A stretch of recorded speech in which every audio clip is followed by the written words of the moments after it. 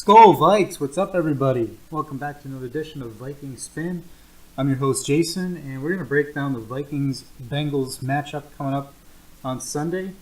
The Vikings come into this game with a record of 10-3, and the Bengals come in with a record of 5-8. The Vikings are sitting atop the NFC North with a chance to clinch that division with a win. On Sunday, they can do that against the Bengals, who are basically all but eliminated, still mathematically alive, but a lot of things have to go right for the Bengals to sneak in as a wild card in the AFC. They're currently in third place in their division, but the Vikings can get in either with a victory or losses by Green Bay and Detroit. Would clinch them the NFC North. Of course, the Vikings are also still in contention for a first-round bye, either by way of the number 1 seed or the number 2 seed in the NFC. So a lot at stake here. Let's take a look at the team rankings coming into this game. The Vikings total yards for offense come in 6th. Cincinnati comes in dead last at 32nd in the league. Offense points overall, Minnesota comes in 13th, Cincinnati comes in 28th. Passing offense, the Vikings come in at 10th overall, Cincinnati comes in at 26th overall. Rushing offense, the Vikings come in number 8 overall in the league, and Cincinnati comes in at 31st, second to last. Defensively, the Vikings come in total yards 3rd overall, Cincinnati comes in 19th overall. Points allowed on defense, the Vikings come in 5th overall in the league. Cincinnati comes in at 13th.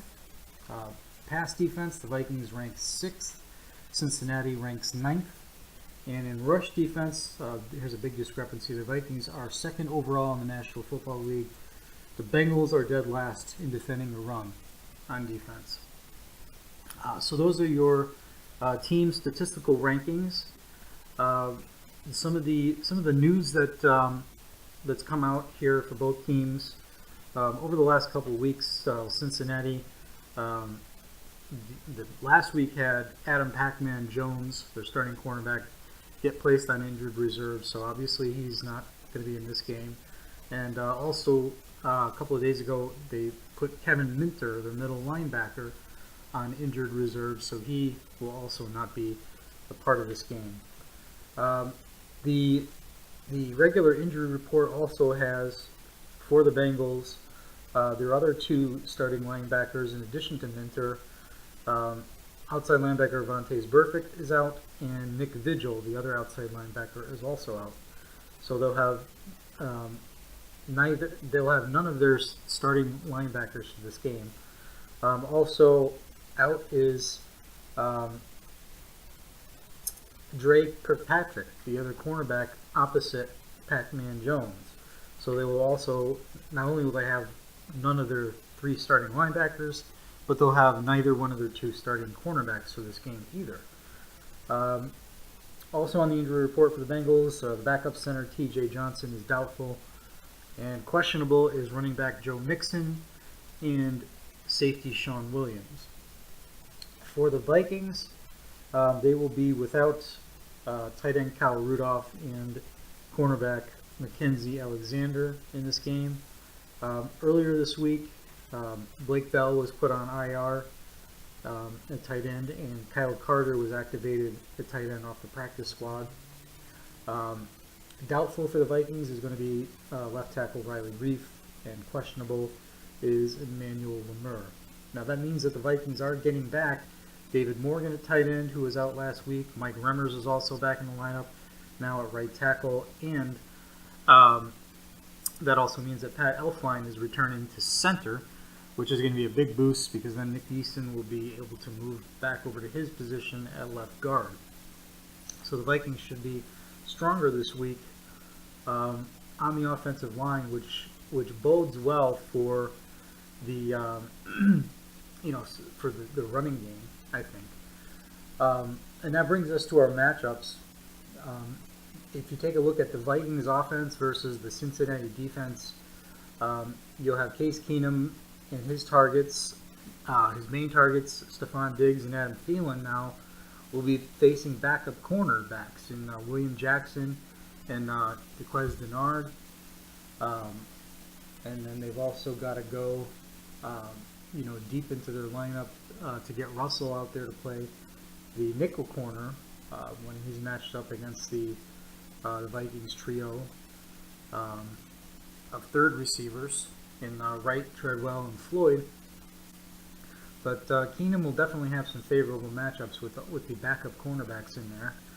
The Vikings offensive line, which we mentioned before, against the Cincinnati front seven, missing those starting 3 linebackers. It's basically Cincinnati's depth there. It's Vincent Ray, who's a veteran, in the middle, but then there's 2 rookies on the outside that are backups, and Carl Lawson and Jordan Evans. They could be exposed here in this game, especially with Pat Elflein coming back into the lineup and Mike Remmers. So I think, Latavius Murray and Jet McKinnon should have some favorable matchups there if they can get to the second level. Cincinnati, they do have, they're pretty stout up front on the defensive line. These guys are, it's not fierce pass rush off the edge. Those guys are more of run defenders, and Dunlop and Michael Johnson.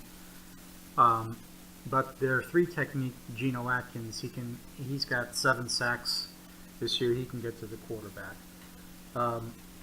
But they have had a really tough time defending the run. As good as Atkins is against the pass, the Bengals have just been terrible against the run all year, which is why I think the Vikings will have success in that area. And that will, of course, get the play-action game going against those backup corners, which will be nice. The receivers will have to step up in this game without, Kyle Rudolph at tight end, but, I think the Vikings getting that boost on the offensive line should more than make up for that. And Kyle Carter, I'm actually excited to see him come off the practice squad. I think he's going to add some skills in there to this game. He was a pretty effective in both the run blocking and receiving game. And he just missed out on a 53-man spot when they signed Bell. But Carter's no slouch, and I think he'll do well on Sunday. Then moving over to the other side of the ball, the Vikings defense against the Cincinnati offense. This is a team that struggles to run the football, the Cincinnati Bengals. They're 31st in the league at that. So I like the matchups with Linval Joseph, Shamar Stephen, and Tom Johnson against that offensive line, and running behind it, Giovanni Bernard and Joe Mixon. They've struggled to find running room behind this line. Also, I like the matchups on the outsides, Griffin and Hunter against Andre Smith and Cedric Bowie at the tackles. I don't consider these guys the greatest pass blocking tackles, so I think we should be able to generate some pressure. And of course, probably the biggest matchup is going to be Xavier Rhodes against A.J. Green. But if the Vikings can get pressure and force Dalton to get rid of the ball quickly, that should help out Rhodes against Green, who is their main target. They've also got Brandon LaFell and John Ross, a rookie, at receiver. It looks like Trey Waynes, Terrence Newman, and Tremaine Brock will be assigned there. And, it's basically, Zimmer versus Andy Dalton. Mike Zimmer spent a lot of time in Cincinnati as a defensive coordinator. He's very familiar with the Bengals. The Bengals are very familiar with him. So that should be interesting there to see. Basically, we're going to see our defensive scheme, which our defense goes up against our offense in practice all the time. So, I imagine both teams will throw some wrinkles in there, and they do use the schemes a little bit differently, but for the most part, these defenses are the same, at least schematically. So, should be interesting to see that. Special teams, the Bengals don't really have any huge special team standouts. This is a team in Cincinnati that, I think they rely, on their defense to play good pass defense. They've been let down this year against the run. And then without a running game, or without a consistent running game, their offense has been unbalanced. Andy Dalton got off to a rough start this year with turnovers. He's kind of calmed that down a little bit. But he's got 9 interceptions on the season. And they've kind of just been a one-dimensional team, not being able to run the ball. It's basically the Andy Dalton, A.J. Green show. And last week, Dalton really struggled against the Bears, actually got pulled for A.J. McCarron late in the game. But it looks like Andy Dalton is going to be starting this game against the Vikings. But I think the keys to a Vikings victory here, which will be huge, and it's great that they're going back home. They're 2-1 on this 3-game road stretch, which was impressive, but definitely looking to get the home cooking again with that loud crowd at US Bank Stadium. It was pretty cool that the Vikings have been mentioning that all week and referring to the last time they were there, because the last time they were there, I was there. That was at the Rams game. So pretty cool that they mentioned that. The Vikings just running the ball against these backup linebackers and 32nd ranked rush defense. It's going to open up the play action game, and I think that they can take advantage of those weak cornerbacks off of that. But just pounding this team that does not defend the run well and has 3 backups at linebacker, maybe unsure of their gap assignments. I like the chances for Latavius Murray and Jet McKinnon on that. And then, on the other side of the ball, just make sure that this team stays one-dimensional. They're 31st in the league at running the ball.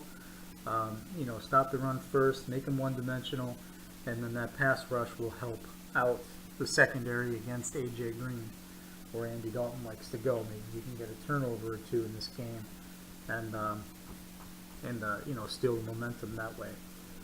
To get ourselves a win, and let's go for it here. Let's take the North, by winning this game. And I think this would be huge for the Vikings to get a victory here, get them back on the winning track, and some momentum to finish out the rest of the season the rest of the regular season on a positive note, so that you're heading into the playoffs with momentum on your side. So I'm definitely looking forward to it, and that's about all I have for this pregame edition. I thank you guys so much for tuning in to another edition of Vikings Spin. Don't forget to check us out on Facebook and Twitter, and we'll see you next time. So long.